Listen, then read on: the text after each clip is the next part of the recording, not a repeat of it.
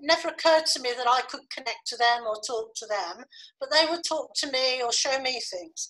So it's always been there, but it was actually in 91, 92 that I was sitting quietly, and those who work with me in spirit, I just knew I'd got to pick up a pen and start drawing. It was a rainy Monday night in January. And my husband and the boys were watching something on television that I wasn't interested in. The boys went to bed. And I started drawing with a ballpoint pen and lined A4 note paper. Mm-hmm. And to my amazement, the faces that were being shown to me, and I was having a go at drawing them with my biro, they actually looked human. And I couldn't draw.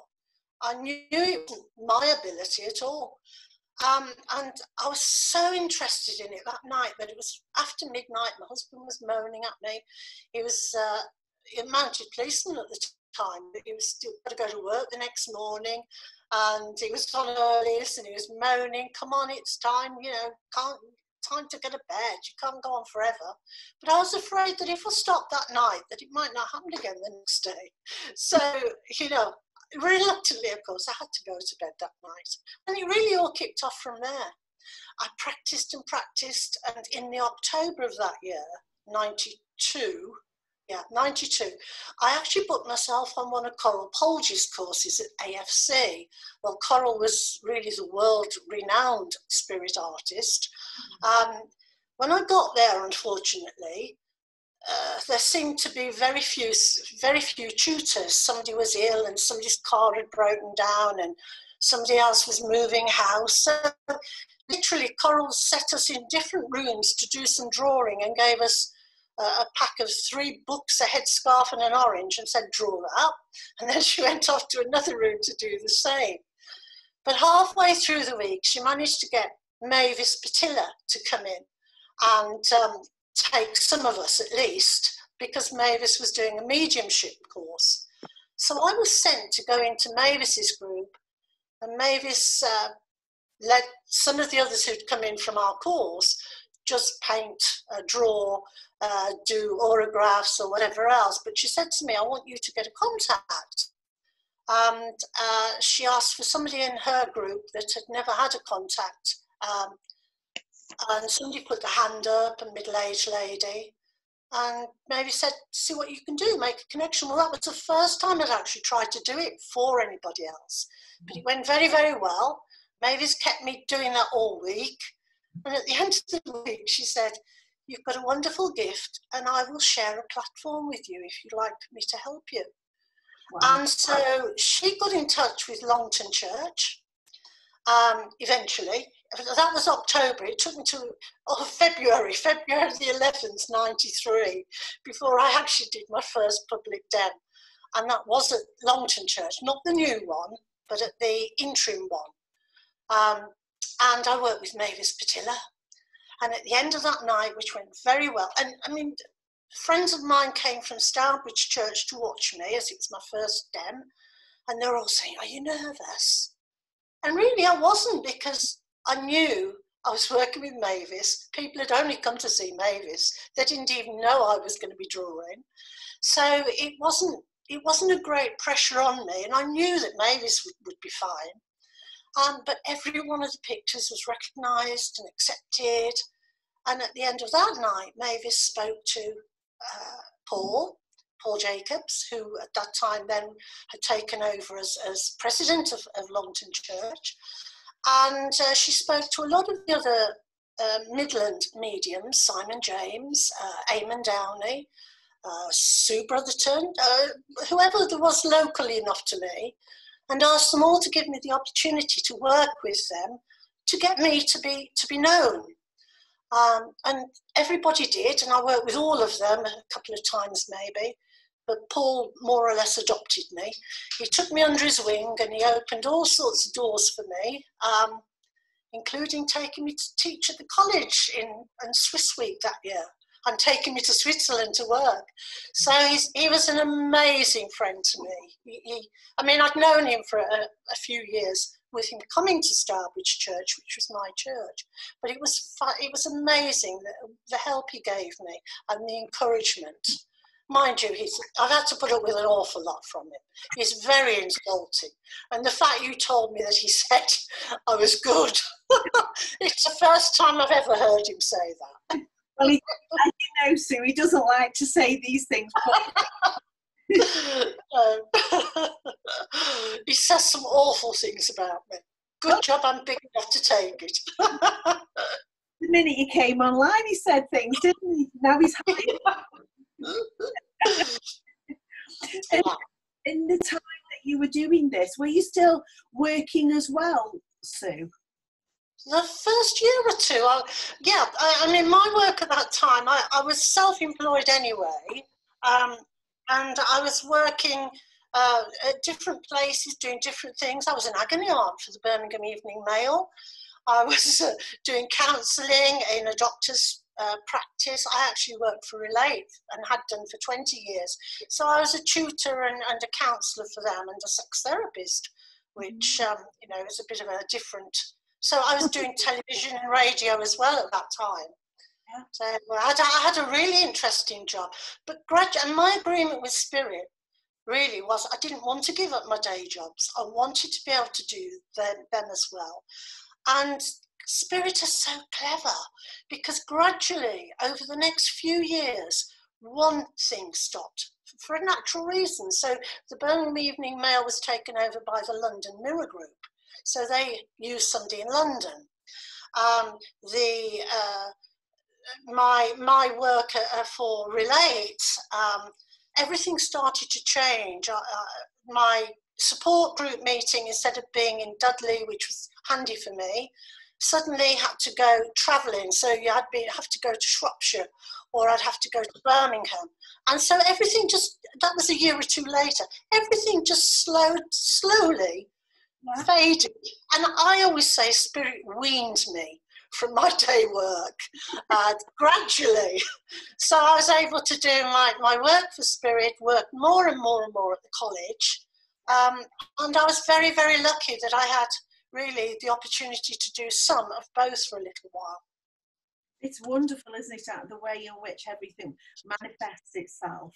And so became a full-time, I call you a spiritual artist rather than psychic artist. I know everybody says different things, but the awareness of Spirit, of course, has been there since you can remember, really. And so how did the spirit world influence you? Because I know that it's something that you've never stopped working on. So how does that work for you, Sue? It's just part of my life. It's the same as breathing. That does not mean that Spirit are constantly talking to me. I have to sit and attune. Of course I do. It's not, you know, it's not just a switch. Well, it is more of a switch, really. You sit and quieten and connect. So that continues, and I still continue to sit. Of course I do, for my own development. But when I first started to draw, I saw Spirit really quite clearly with my eyes. I could see them. If I was in a church, I could see where I needed to go, and I could see that it was a mum, or it was a young person, an old person. Gradually over the years, it's like I've had to do more of it, and Spirit haven't been quite so amenable in helping me. And sometimes now I just draw without actually seeing them, even in my mind's eye. But it doesn't seem to make much difference if I'm clairsentient, which is the feeling of the Spirit there, and drawing as I feel and sense them, or if I'm actually clairvoyant, where I'm seeing the faces in my mind's eye. So it has changed a lot, and I never even worry about it, because when I'm going to do a dem, I know they'll be there one way or another. Yes. And how have your family adapted to this artist? Mostly ignore it, to be honest. My husband is so supportive of me, but he's not that support. Well, he's terribly supportive that I can do what I want to do, and he makes it possible for me to do that. He'll drive hundreds of miles to get me to where I need to be, and he'll set up equipment for me and carry everything for me, but he rarely sits in and watches the den. He always says he's got a bad back and he's not comfortable sitting on the chairs, but to be honest, I just think it's not really his thing. He's obviously, right from when I met him when I was 16, and that's a long time ago, so he's always known that I was a bit weird and that I was aware of spirit, and often told him things a few hours before they happened. So he adapted quickly to me. He's very supportive. Now, my older son, who's extremely conservative, I think I'm probably a bit of an embarrassment to him. And I don't know whether I was more of an embarrassment as a sex therapist or as a spiritual artist. I'm really not sure. So, but my younger son is interested to some extent, and he occasionally asks me about things. And he's actually quite sensitive. He's a great healer, my younger son. And the artistic side of you, obviously it needed to be pulled out. And I know that you've sat for a long time with the spirit world and you were taught by the spirit world, if I remember rightly, because I remember a lecture that you did, and you spoke about how the spirit world were able to influence you and teach you how to draw. And it's, for anybody who hasn't seen you do that, it's absolutely fascinating to watch how you describe. So if you could describe to someone, Sue, when you very first start, is it the eyes always that you begin with? Well, I would often see the whole face of the person in spirit. I'd see their shape, I'd see their height, I would see them with my own physical eyes.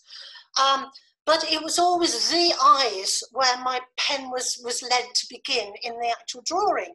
So the eyes we say the eyes are the windows to the soul, don't we? And that seems to be the bit that those in the spirit world are most able to impress me with. So it's unlike artists that usually will start with the shape of the head and put the features in the right places. I start with the eyes and I build around that. Occasionally, I don't see any hair. Occasionally, I don't even see the shape of the face. That's usually because the face shape has changed with illness or with age. So again, I have to go with what I'm sensing or feeling there. So, and if I don't see hair, it's not because the person didn't have hair. It's literally, I just have to imagine how the hair would be. It'd be a bit like me, really, Kath. If I were to come back to show from spirit and show my sons my hair, I wouldn't know what to show them, because I've been all lengths, all colours, and really it could be anything. So, that's one of your signatures, isn't it? Yeah, a bit of colour. Colours, and they're always vibrant and they're always current as well. As I know you said you were having it done. Is it next week you're having it done? I'm sure you'll feel come out of lockdown once you've had your hair done. We all do, don't we? And so your journey within spiritualism didn't go as you thought it would, because I don't imagine that you would have thought you would be a spiritual artist. Never ever. And even when it started to happen, and I loved it, I mean, I was so excited that first driving home from Stansted, that first time Mavis Patilla, of all people, had said she would work with me, share a platform with me. Incidentally, she gave me the phone number of her secretary to organise it. It took me months to get through to her, but there we are. I drove my little Mini home down that motorway at the end of the week. And to be honest, I didn't need the car. I could have flown home. I was so excited. And I told everybody, told my husband, told my boys. And, you know, sort of, that's nice, dear, sort of thing from my husband, you know, quite typical. But Simon said, oh, Mum, that must be like Duran Duran saying I can be their drummer on Saturday night. Exactly, Simon. It's exactly like that. Absolutely. So yes, but I still loved what I did. I loved my work. And I was so interested. I did radio, I did TV shows. I loved what I was doing for Relate, about relationships and sexual problems. So I didn't really want to give it up. That's why Spirit is so clever. If they want you to do it, it'll come about. It will, yes. And also, over the years, as you said, you started to teach at the Arthur Findlay College, and I know that you've got quite a gathering of people now who clamoured when you were there. How does it feel now that you're a teacher, a tutor, and you lecture? I mean, the interesting thing was, I was a student. I think the first time I went was in 1979 that I went as a student, and I went a few times in the 1980s. Yeah, so I went a few, but then in 93 I was actually working as a tutor, thanks to Paul. He invited me on Swiss Week. It was shortly after Gordon Higginson had died, and Paul was then organising at Arthur Findlay College, and he invited me on his first week with the Swiss students, and I loved it. And he took me to Switzerland, and we had a lot of fun. But I won't tell you all of those things. He probably will, but I won't. I'll tell you later. I knew you would. You wouldn't be able to keep quiet. I'm sure that he led you astray, Sue, because I know that Mr. Jacobs is capable of such things. The lovely thing about work, when he invited me to work at the Arthur Findlay College, was that the other tutors on Swiss Week, and there was Leonard Young and there was Glyn Edwards and lots of other very well-known tutors, they all invited me to work on their weeks too once they'd seen me work. So it was like, Paul opened the door for me, and then all of these other doors just opened as well. It was amazing. I never get over the wonder of how that all worked out. It is wonderful, but I think absolutely I would say it's also so deserving as well. Well, thank you. You go, oh, I know that you don't like to accept compliments, but and I know that your reputation is absolutely amazing, and people are blown away by the contacts that you provide, not only with your drawing, but you also add in your own feelings and what you're aware of as well. So do you have... Depends who I'm working with, to be honest. When I'm working with people like Paul, then I rarely say anything because normally he said it all anyway, and anything I might add is just going to be superfluous. But it depends who I'm working with. If occasionally I work with perhaps a church medium who's not quite as, nowhere near as experienced as Paul, then I will also, when I finish doing the drawing, I will also be tuning in to bring information as well. Mm-hmm.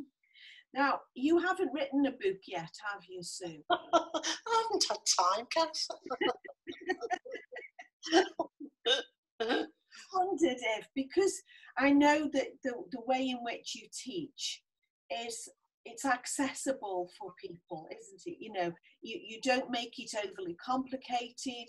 If I was learning how to do it, I would need somebody who put it in quite an easy way to understand. So I wondered, have you ever been approached or thought about, writing a book and explaining how the spirit world connect and can teach you how to draw? I've been asked many times by students over the years. I even had one student years ago who offered to, if I would just speak into what in those days was, really a tape recorder, she would type it all up for me. But no, I've never really actually got down to doing that. I keep saying when I retire, but I don't know when I'll ever retire because we're always 2 years booked ahead anyway. So I don't know when retirement will ever be. I keep saying next year I shall stop. Next year I'm slowing down. But it rarely actually works out that way. Well, no, because the invitations keep coming, don't they? I don't now travel as far as I used to. I'm now restricted to Europe, and even those I'm really cutting down and keeping mainly now in the UK, to be honest. And I know that you've been shielding yourself Yes. during this pandemic. So how have you found, I don't know if I should ask you this question, how have you found technology, Sue? I know that it's a bugbear. It was tonight anyway.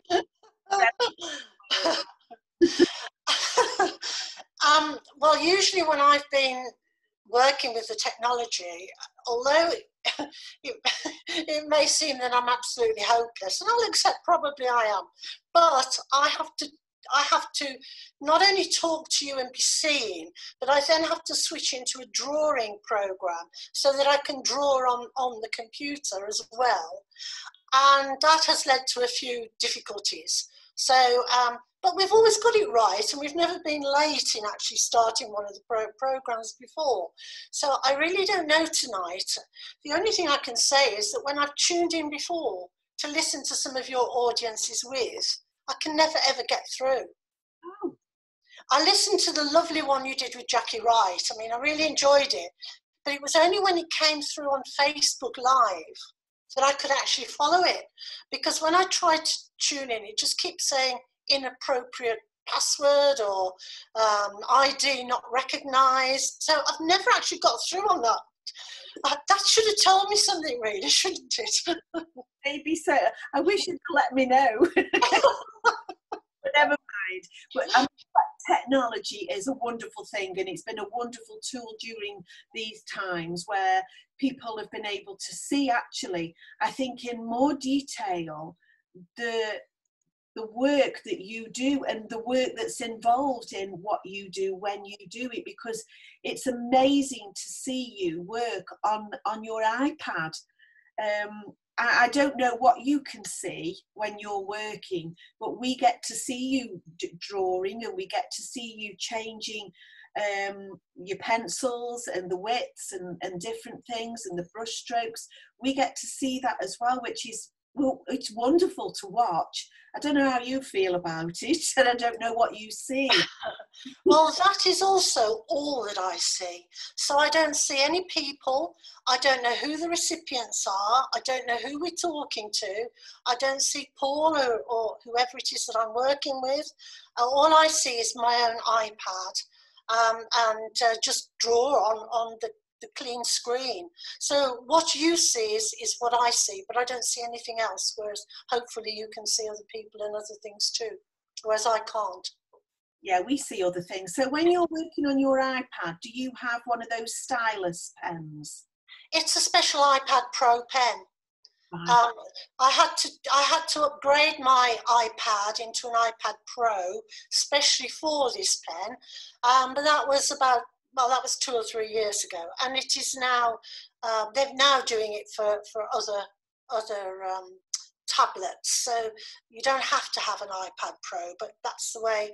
That was the first one. That was the innovator, if you like, of drawing on a screen. And now, did you find that from going from used to work on acetate or paper, or I know you've worked on various mediums, but how did you find that worked to start with?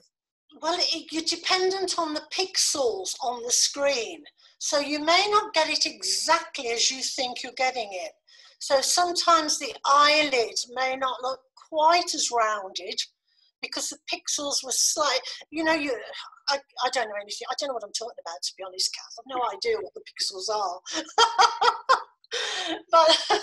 but where you want a nice curve, where you want a nice curve, it may actually come a little bit flatter. So I'll have to adjust to it. Right. Because I know that I've seen you work with paper, and I've seen you work with the overhead projector. That was the very first time that I saw you work, and I know that you worked with various different thicknesses of pens rather than pencils, because obviously you wouldn't be able to see pencils then. And I know that at times you were not 100% happy with what you could see. It wasn't what you were aware of. And I remember you saying about that isn't what I saw here, and it's not projected. So I know that you're a perfectionist, Sue. Of course. Absolutely. And to that extent, in the early days, I used to try and correct occasionally a face. So I might think, yes, that looks like the person I'm seeing. However, I've made her nose a bit big. And I'd sort of shorten it a little bit and draw her a little bit prettier. And often afterwards, the daughter or the son would say, yes, except her nose was a bit bigger.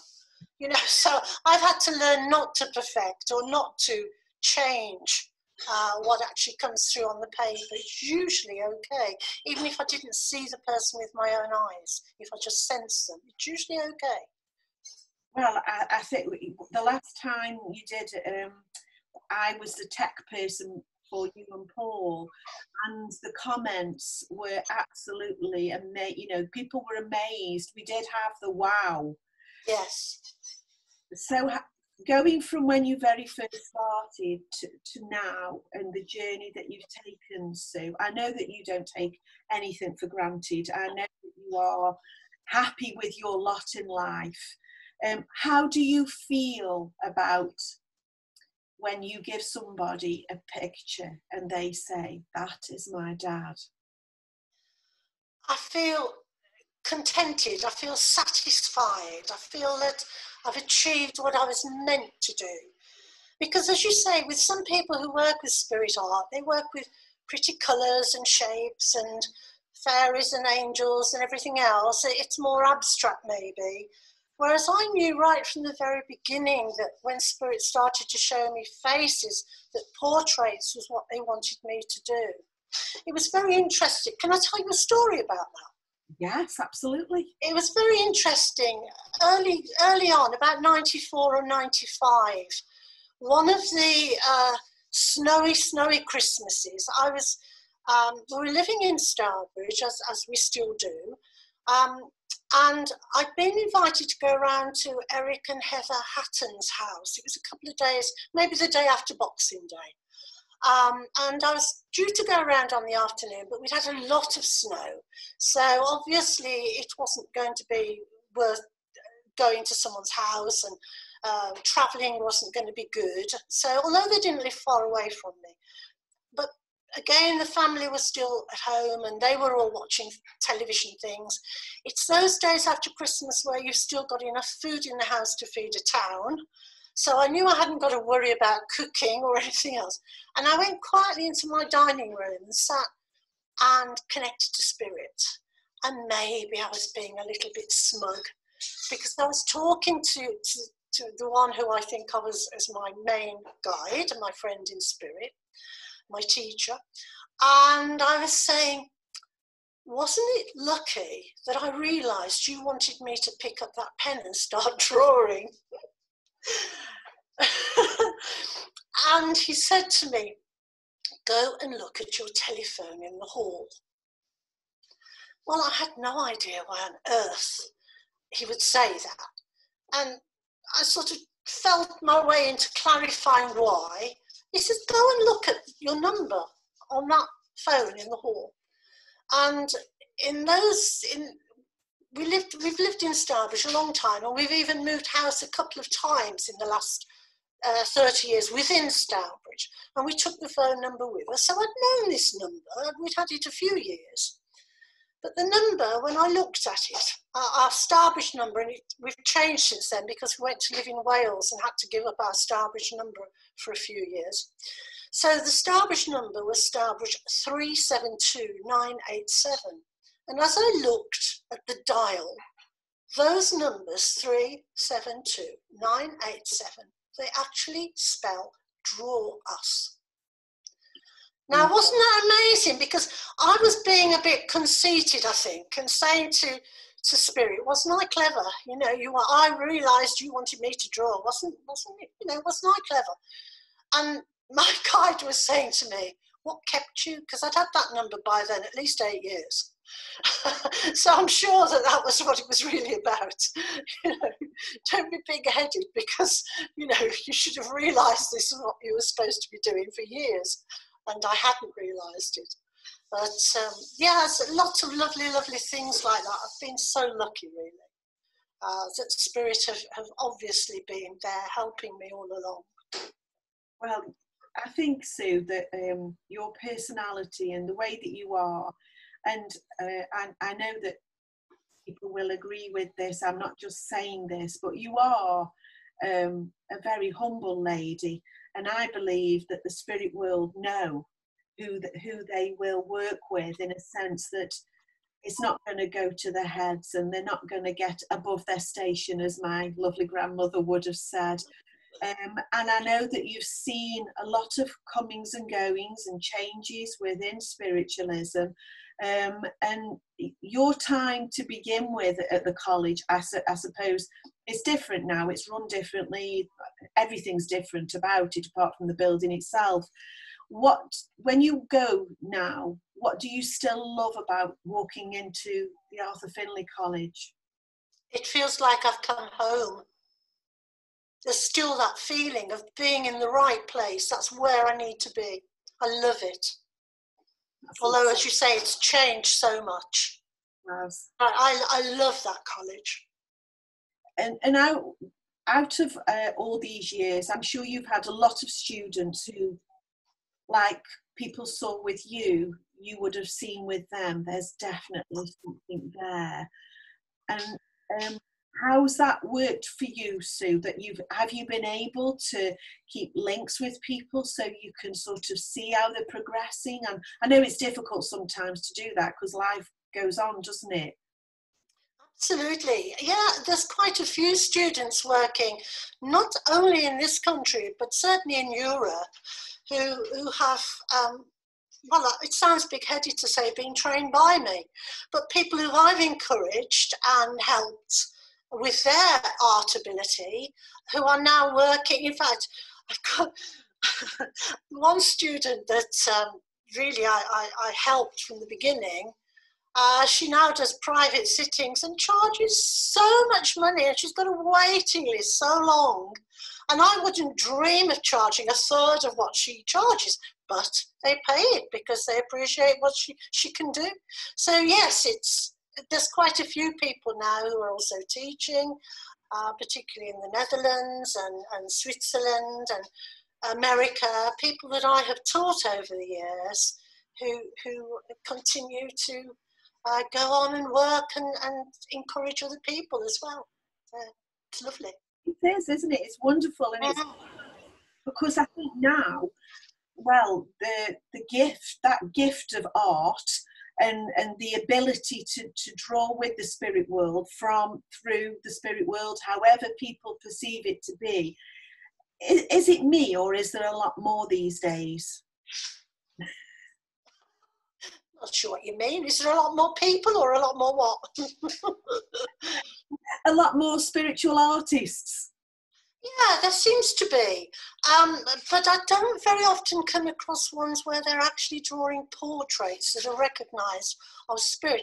I find a lot who are drawing guides and you know, those who maybe, whatever, that's their way of working. And usually other people who've asked for a guide to be drawn, they love it.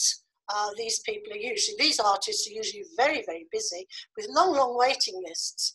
I mean, what worries me occasionally are students who've been on courses with me, learn how to draw faces, and then in spite of my pleading and begging, I've then putting them on Facebook saying, does anybody recognise somebody that looks a bit like this? Now, I've always explained, we never, ever, ever do that. If spirit world are a world of intelligence, they would not just draw a face in the hope that somebody in the world on Facebook will recognise them. The person there has to be an intention. First of all, I always send out an intention, a thought. I ask spirit, I'm doing work here with these people. Please, you know, if somebody there would like to get in touch with somebody who I'm working with in this audience or in this group. And you send out the intention and the spirit world should come and it should be someone that's recognised. So, yeah, I sometimes despair with what people get away with. But there we go, and that sounds very naughty of me, but of course it happens. It's life, isn't it? Yes, it And is. people have to practice. And what I say to students is Spirit World will send people from Spirit as models for you to practice. But they are for your learning, they're for you to practice. Really, from January to the October, when I went to Coral's Week, I had drawn thousands and thousands of faces, and I never showed anybody one of them, because it was about me practicing. And Spirit were coming forward to give me that opportunity of different experiences, different expressions. But sometimes students, they draw the first face after being at the college for a week, and they want it to go live, and they want somebody to recognise it. And they say, well, maybe it's for somebody who's coming next week then, if none of the students that week recognise it.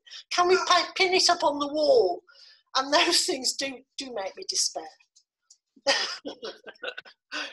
How long would you say that you practiced for in that way, Sue?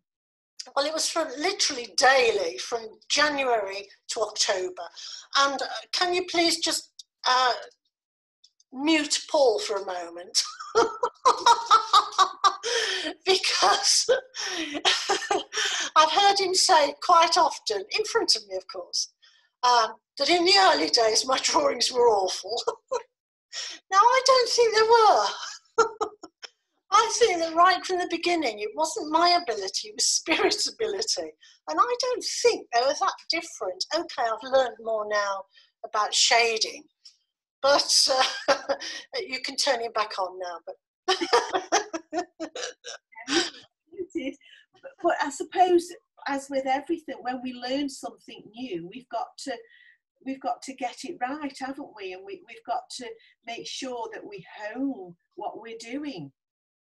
And as you've said, there are a lot of people who put a picture up on Facebook and say, does anybody understand that? And yeah, I'm with you. I do think sometimes, well, I wonder out of the world how many people can say that looks a little bit like this person. Yeah. Yeah, we all have two eyes, one nose and a mouth, hopefully. And so there will be a resemblance maybe to well, somebody will know somebody who looks a bit like that. Yes, yeah. And I know that you do private sittings.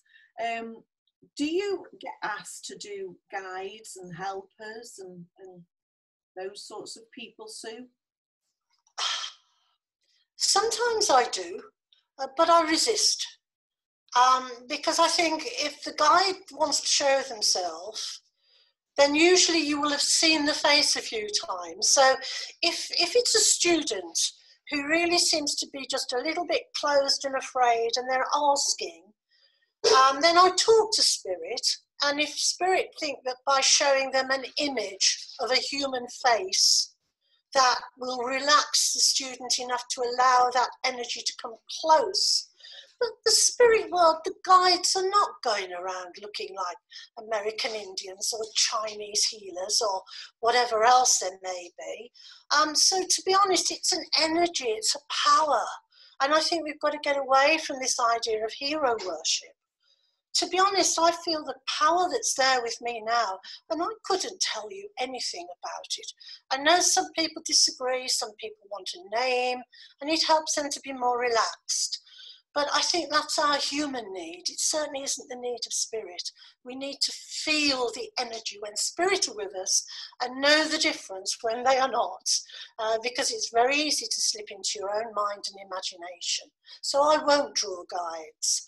Having said that, I got a very nice email from the manager at the Arthur Findlay College only a few days ago, from some lady in America who had a guide drawn by me, I think it was 1994 or 95, to say that she's only just come across it again and what a great help it was and how all the information that I gave her actually happened.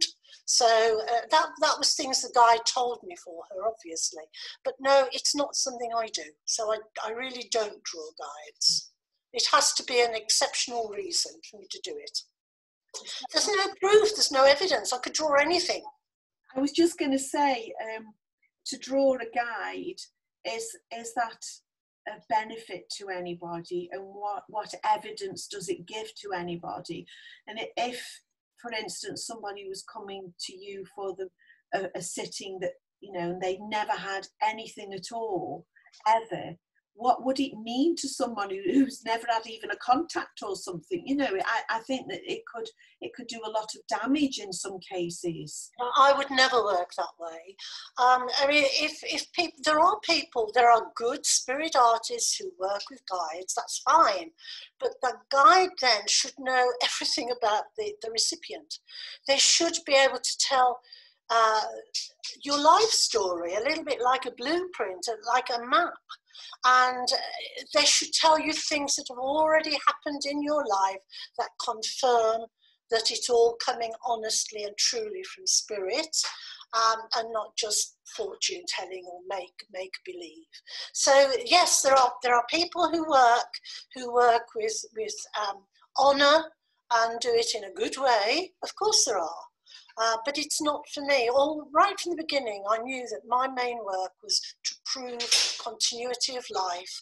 And the way you can do that is by drawing somebody from the spirit world that I could never have met, but that you would recognise. It's proving we cannot die. Life is eternal beyond the physical body. And that was always what I knew my role in this work was about. Yes, and I know, of course, you said about Stourbridge, and Stourbridge Church is your church. You've been a member there for a number of years now, and I know that everybody's looking forward to returning again, maybe sometime in the very near future, who knows. And your affiliation with Eric and Heather goes back a long way too, doesn't it? Absolutely, even before the Stourbridge Church that we're in now. The old Stourbridge Church, which goes back a long way, certainly in the 1970s, early 70s, I think. I remember painting the new church when it was all being designed and built. I remember painting the walls there. But yes, and I think one of the first messages I ever had that truly convinced me it was from my mum was from Heather Hatton in church on a Monday afternoon service. And she described my mum, and she described particular things about her that are not generalisations. And she showed things that I knew were definitely coming from my mum. So it was wonderful. Oh, she was a beautiful lady, wasn't she? Absolutely. So gentle, yeah. Such an elegant, unassuming lady. Yes. And Eric was just a wonderful man as well. They were very, very well suited, weren't they? Absolutely. I think they're probably the most spiritual people that I've come across in my journey. Mm-hmm. So yes, it's lovely. Well, both of them, they were always happy to help other people as well. No matter what the need was, they were always happy to help and support and do anything they could for people. And I remember going to Stourbridge all those years ago, and it felt very much like you were walking into someone's living room, because it felt like a family home when you walked in, didn't it? Very, very much like that, yes. And Eric would often get us all at the end of a service to turn and shake hands with somebody, or maybe not at the end, but maybe in the beginning. So it was very friendly. And of course, he was president there for so long that we really didn't have the disagreements or the fallouts that some churches have to try and work through. So we were very, very lucky to have him there for so long. And being back, well, last year, I'm going like that as if it's behind me. It feels like that again, which is, it's just lovely that feeling, that homeliness is back there again. Because, yes. Well, we all go through periods of time yes. difficult, and we all come through at some point the other side. And you know, within your own church, as it were, within Stourbridge, have you got some fledglings there, or students, or whatever you want to call them? I don't now, to be honest, because of my work commitment. I rarely even get to church. I make an effort if I possibly can, if I'm not away working myself. But of course, my work has often been weekends as well. And so I don't get along to church anything like as much as I used to be able to do. I used to run Circle and I used to do things there, but now I'm a little bit like a visiting medium. I just go work there once or twice a year, and more often than not, I will nip in any Sunday I have free. But occasionally a Monday afternoon still, if I'm free, I pop in. But no, I don't. I'm not actually involved in doing much teaching there. They have lots of other people though that do. So yeah, they do. So which side is your favourite side when you go? Do you still have your chair? Or no, not a specific chair, but as I go into the main double doors, as I go into the church itself, I almost always go off to the left a little bit and forward a couple of rows at least, and sit somewhere on the end there. So, as you know, there's like 4 rows of people in Stourbridge Church. So I sort of sit on the second row, first or second seating on about the 3rd row forward. So something like that. But if somebody else is there, I'll sit on the one in front of that or behind it. It's funny, isn't it, how we like to have our place in the church. And I know that, you know, you've mentioned about the travel and the places that you've travelled. What would you say, might be a tough question to answer, what would you say your favourite places have been? Places rather than place? I mean, there's places that are fabulous because of the lovely country itself. So there's been fabulous benefits from being a working medium travelling. That's lovely. Obviously, there's a downside. You're living out of suitcases and everything else. But it's usually the people. I've got some really great friends who I've been going to for many years to teach in Switzerland and in Italy, and I worked a lot in the Netherlands. I mean, there's a very nice place in Hanover that I go to occasionally. That's nice, particularly nice because the food there is absolutely outstanding. The man that runs it isn't, you know, he's sort of, well, take it or leave it sometimes, but but no, that's my friend Paul Jacobs, of course. But it's fabulous. No, I'm very lucky to have met the people I've met. And I've still got friends from early 93-4 in Florida, in America, that stay in touch on Facebook or messages and things, although I don't travel there anymore, and Canada. Lovely, lovely places. Absolutely wonderful. And of course, I know that when you go to work somewhere, you don't necessarily get to see the beautiful countryside or the beautiful because you'll be in a lecture room somewhere, or you'll be on a platform somewhere doing what you are paid to be doing. Do you think that you'll miss travelling as much as you have? Because I dare say your diary was very full and well, time consuming as well. Absolutely. I mean, put it this way. I was away at least 1 week, if not 2 weeks, every month. So it's a lot to be away from home. Fortunately, my family are now all self-sufficient, and Brian, as I say, is so supportive. If I need to be away, he looks after the dog, he looks after the house. You know, I don't have to worry. Yeah, I mean, it is very time consuming. It's very tiring. And with my equipment that I have to take, it's heavy. You know, I take a lot of heavy equipment, and often changing planes or getting on trains after I've got off the plane, having to lug suitcases, not only clothes, but equipment as well. So, yeah, I won't miss that bit. No. But I shall miss some of it. And as I say, over the years, I've got to know people so well that there are some places now that I go to that feel like I'm going to family, and they treat me like that, and I get days out with them, and we go special places, and not too much. But you know, I usually try and have a day or something like that where I'm not working all the hours. So it's very nice, and I shall miss all that, and I shall miss them. But, you know, we do get to a point, I'm 72 now, so we do get to a point where you know you can't do quite as much travelling and carrying as you used to do. Well, and also the beauty of this technology that is temperamental at times means that those people in America can still see Sue working. Absolutely, yes, yes. You work with Paul, for instance, or whoever else you're working with, which is the beauty of it. You don't need to step outside of your front door, although it is nice to be out there. But that work could be more and more and more, couldn't it?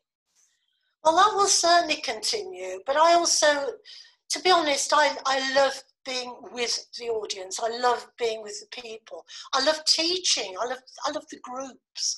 I really enjoy encouraging and nurturing and helping to build confidence with my students. So I shall always want to do some of that, even if it's only locally and, you know, in England. I shall always want to continue doing that because I just get so much joy from seeing their first successes or their improvements and seeing their joy. It's just so rewarding for me. I love it. I've got a lady's written here. I think you might know who this is. And she brings stuffed animals. She makes herself for posts. I think you might know who said that. Caroline. No. Miriam? You see, I do it everywhere, so who is it? You take it everywhere.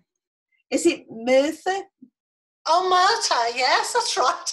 Marta in the Netherlands, that's right. What's this all about then, Sue?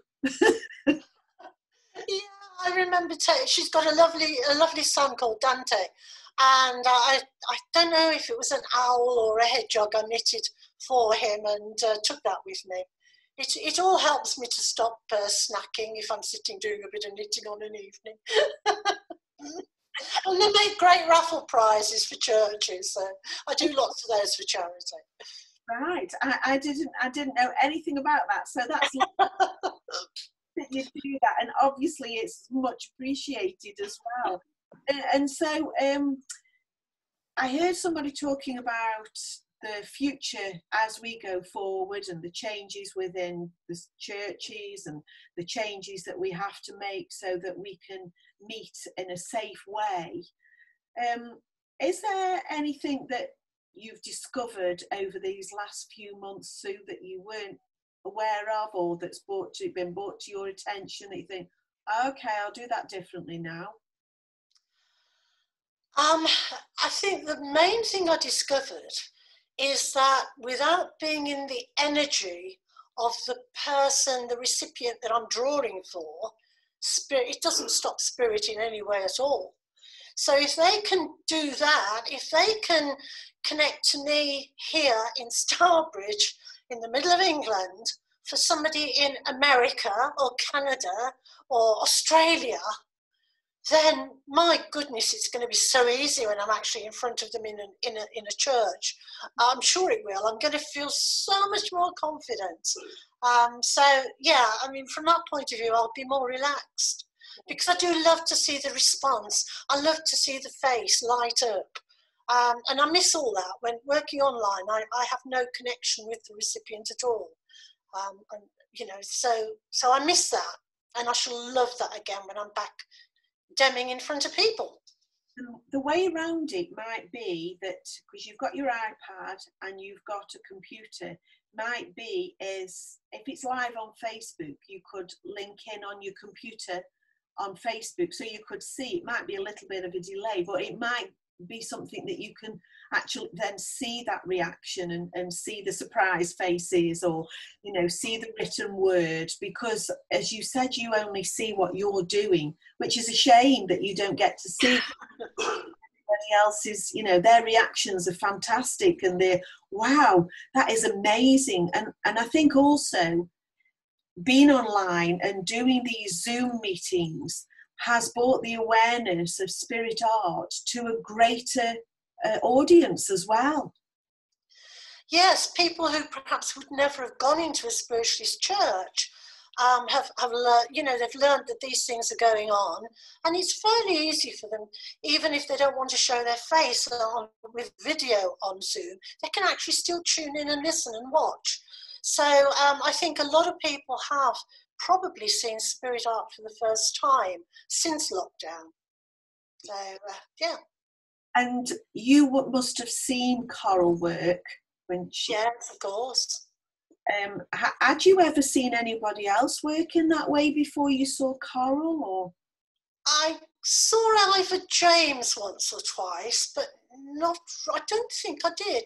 Nobody that I remembered, so I don't think I'd ever seen anybody work that way. As I say, Ivor James I'd seen once. But... Because when you sort of, you didn't burst onto the scene, I don't mean it like that, but when you first came onto the platform at Longton during those early days in the 90s. And I remember I'd seen Coral work once, but I'd never heard of anybody else doing it. And for many years, I didn't really hear of anybody else doing it, not to the extent that you have done it, where you've been a teacher and you've also done the demonstrating, and you've also been there. I know that you've also been there for a lot of people who have needed support, and I know that some people may not know this, but you've also been a wonderful support and friend to lots of other mediums as well, haven't you? Well, thank you, Kathy. It's lovely to hear that. It's just who you are, really, isn't it? I don't actually think about that. You see, there's the humble Sue again. But I know that you are well loved and you are well respected within our movement. And I do think that the impression and your legacy will go on for years and years and years, because really you were a bit of a trailblazer. Do you think so? I've never looked at it that way. No, I really hadn't even thought about that at all. But there are certain, I'm happy if that's the case. I'm happy that there are now other people who are drawing portraits, that are working successfully with spirit and getting good results. That's lovely. I think that the best thing for a teacher is to know that some of her students can work at least as well and maybe surpass my ability. That's great. I'd be happy with that. And for somebody who is just beginning to realise that the spirit world are impressing upon them to do the same or similar to what you've done, what would you advise them to do, Sue? Trust spirit. Make sure you know how to build and hold your power. Because that's the main thing. It's actually feeling that presence. When you're in the presence, then, whatever happens, it's what's meant to happen. The spirit world can help you. Spirit world will help you in whatever way you need. But very often people learn to draw, but they don't learn how to hold the power or how to connect strongly. So they lose their link and have to rely on their imagination or their mind and end up drawing the same face over and over and over, but with different hairstyles. I think we can honestly say that yours do not look all the same. I hope not. And have you ever had a communicator that you've drawn who has decided sort of part way through that they want you to change some aspects to their faces? Oh, yes. Oh, that isn't that unusual at all. Right. Yeah, they will tell me. They will actually say, my face was slimmer than that. I had more hair than that. Yeah, they tell me, especially the men. Oh, they leave me in no way unclear about it if they don't think I've done it right. So, they make sure I know that they think there should be a bit different. So. Less lines, more hair. The whole caboodle. And afterwards, when you finished the drawing or the, do you use paint, Sue, or is it always drawing? I use pastels more than paint. Yeah, so pastels. They're just easier to carry if you're going anywhere. You can't really, it's difficult taking pots of paint with you. When you finish, do you get congratulated from the spirit world? Do they say, yes, that's a good likeness, Sue, thanks very much? Never. Never? Oh, I never thought of that, Kath. No, I get a nice feeling, but no, I've never once been told congratulations. No. No. Because you would think that they'd be, if you think about it, you know, they're happy with how you've portrayed them. Be nice. Oh, sorry. It's sorry. I'm sorry. I didn't realise you meant that sometimes the mums or the dads that come through, or yes, occasionally. Okay. Well, although to be honest, they're not usually interested in me so much anyway. They're just often emotional and want to get across a message or their love to whoever it is that they've come to speak to. So they don't very often say anything about it, unless it's that I've got it wrong. Yeah, less wrinkles, more hair. Yes, yes. I was slimmer than that. When you first started to go and work away in other countries, did you find that the way in which you work changed any, or did you feel that it stayed the same? That very first time I went to St. Gallen with Paul in Switzerland, and it was that first year, so it was only 1993. I learned a big lesson, because we stayed with a lovely couple, an elderly couple, very nice. We were okay. They had a nice home, and we had sittings during the day, private sittings, and then we tended to have demonstration at least once or twice, and a weekend of teaching. So we'd be there for quite a few days. And at the end of a first long day of sittings all day long, and remember, I was actually working with people who were coming in with German speaking, and I don't speak any German. So we were having to work through a translator. And my translator at the time was Monique. And the very last sitting of the day, I really was not happy. I don't know what it was. I couldn't tell you at the time, but I didn't feel comfortable. It was a young couple, and I can't remember if they were brother and sister or an actual couple as such, but I guess you might remember at that time I was probably 40, and they were probably maybe early 30s, and he was very proper, very, very smart, very precise, and very, I don't know, stiff. I felt uncomfortable as they came into the room and sat down. And when I felt uncomfortable, well, anyway, in those days, and even now to some degree, if I'm going to draw in a private sitting, I want to make sure I've got someone that they understand the information before I even begin to draw. So I spoke to the gentleman and said, I have your mother, and I knew that she'd only been 57 when she'd passed, so she was still a young mum, and she'd passed with cancer, and it had started as cancer of the breast, but it had spread. So I spoke these factual, evidential pieces, and it was, yeah, just very short and sharp. And I was getting more and more uncomfortable. So I said, well, if you'd like to just relax in the energy, I'm now just going to draw. So I picked up my coloured pastels at that time for a private sitting, and I made this picture of the mum. But I really didn't want to finish it. I'd got her and she looked fine and she looked as I saw her. But I was almost afraid to show him because I felt something was wrong and I didn't know what. And so I'd add a bit more pink to her lips, a little bit more red on her cheeks, touch her hair up a little bit more, because it was the last sitting of the day, and I knew that something wasn't right. But eventually, of course, I had to turn the picture around and show him. And he looked at it and said, yeah. And he obviously wasn't pleased. So I said, well, this is your mum? Yeah.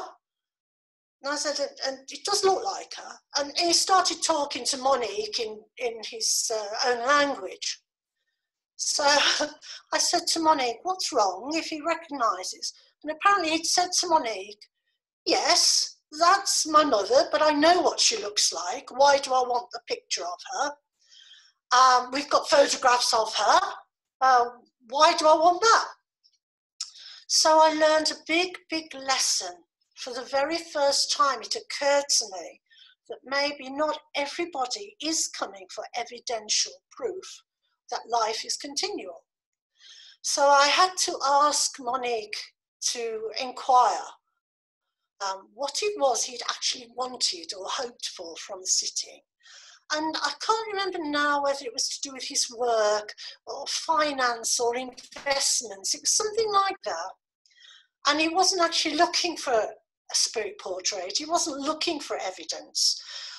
And because it was the first time I'd ever been there, I don't suppose our hosts realised that was what I did every sitting. So he booked a sitting and felt it was just not what he'd needed. So later I spoke to my team in Spirit, and it's from there I started to realise that I needed to stop being so snobby about spirit portraits and start realising that maybe some people were coming because they needed help with the here and now, their life as it was. And if I worked with the aura, which I saw quite clearly, and the colours in the aura, and my understanding of aura, I could possibly help them much, much more than giving them proof that they were not looking for. So that was the biggest, hardest lesson that I took on board, and later, a few years later, I actually specialised and focused a lot more on learning about the areas of the aura, because each part around the head connects to a different aspect of your life. And if you realise that and you understand colour at a soul level, then you can actually help people with their dealing with their life at the time and decisions they may have to make, or choices, helping them to connect to their own answers within themselves. So yes, that was a big lesson. Wow. And so when are you going to do a seminar on that, Sue, online? Online, I actually did one recently. It might have been for a church in Southampton now. Yes, I think that was the one I did for Bitton Church at St. New Church as a fundraiser for them. And I'm also doing it as classes at the Stafford at Barbanel Centre. So I have got, I think in September, and I've certainly got a couple booked next year where I'm doing classes on that as well. I imagine it gets pretty full, booked up quickly. Yes, because obviously we're restricted so that I've got time to work individually. I'm still coming to terms with how I can do this for the AFC college online as well. And I think it's something that, I shall have to actually give them some dates and try and set up, because people are interested. Yeah. And it's a good one. I like teaching. I studied it intensively 20 years ago. In the year 2000, I wasn't really very well, and I was on medications that really suppressed my own energies. And I spent that year, 6 months of that year, really studying with spirit and with all sorts of research on the aura. And so I do consider myself, now this is where the humble bit, perhaps close your ears, Kath, because I do consider myself a bit of an expert on the aura. Well, that's fine, you studied it. But I've learned it, I've learned it and I can teach it. Whereas with spirit, that's not my ability. All I'm doing is being a conduit for spirit when I'm drawing. Well, Sue, it's been absolutely wonderful to sit and listen to you. I could listen to you for hours actually, and I know that from the comments that people have made, that other people have enjoyed it too. You see, you're worried about nothing. I didn't think I'd have anything to say. Quite good at pulling information out of people. Very good. I used to do it for a living. Maybe that's what it was. Excellent. Thank you so much. I'm going to say good night to Facebook. So good night, Facebook, and thank you for watching this evening. Thank you.